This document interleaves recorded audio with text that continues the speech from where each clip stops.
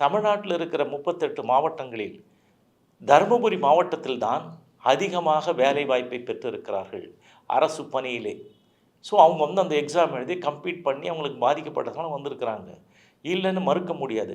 So இவங்க முன்னாடி ஏமாத்துன மாரி இது வந்து பின்தங்கிய மாவட்டம், இந்த மாவட்டத்தில இருக்கவங்கலாம் இங்க மாநிலங்க போய் வேலை செய்றாங்க, மாவட்டங்களுக்கு போய் வேலை செய்றாங்கன்றதெல்லாம் முன்னாடி கதை. இல்ல இப்ப இவங்க இப்போ அன்புமணியோட பொண்ணு பேசியிருக்காங்க. இங்க இருக்கவங்க வேலை வாய்ப்பு இல்லாதனால பீகார், உத்தரப்பிரதேசத்துல போயிட்டு வேலை பார்க்குறாங்கன்ற மாரியான வார்த்தையெல்லாம் பேசியிருக்காங்க இப்ப ரீசென்ட்டா. அதான் இப்போ வந்து விவரங்கள் விரல் நுனியிலே இருக்கிறது.